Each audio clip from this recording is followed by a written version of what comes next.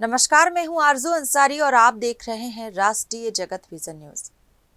Supreme court ने आज एक महत्वपूर्ण आदेश में कहा कि जांच एजेंसियां किसी भी वकील को तब तक समन जारी नहीं कर सकती जब तक संबंधित पुलिस अधीक्षक की लिखित मंजूरी न ली जाए।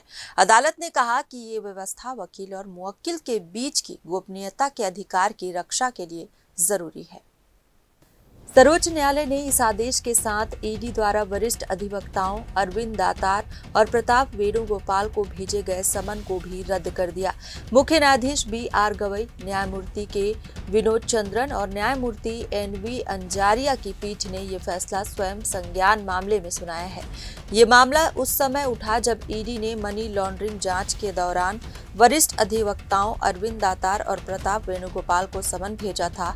इस कदम की सुप्रीम कोर्ट, बार एसोसिएशन और एडवोकेट्स ऑन रिकॉर्ड एसोसिएशन ने तीखी आलोचना की थी। विवाद बढ़ने के बाद ईडी ने जून 2024 में अपने अधिकारियों के लिए आंतरिक दिशा निर्देश जारी किए।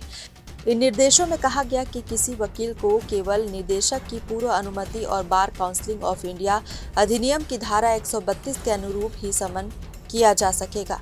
अगर किसी वकील से दस्तावेज या डिजिटल उपकरण मांगे जाते हैं तो ये केवल अदालत के आदेश से ही संभव होगा।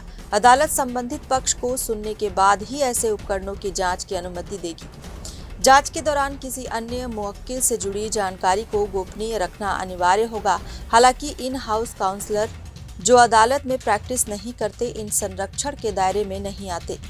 बार काउंसिल ऑफ इंडिया अधिनियम की धारा 132 के अनुसार कोई भी वकील अपने मुवक्किल से जुड़ी गोपनीय जानकारी या कानून सलाह बिना उसकी अनुमति के सार्वजनिक नहीं कर सकता। ये प्रावधान पेशेवर संवाद की गोपनीयता को कानून सुरक्षा प्रदान करता है। फिलहाल इस खबर में बस इतना ही। देश प्रदेश की खबरों से अपडेटेड रहने के लिए हमारे चैनल को सब्सक्राइब करें और नए खबरों के नोटिफिकेशन के लिए बेल आइकॉन जरूर दबाएं। नमस्कार।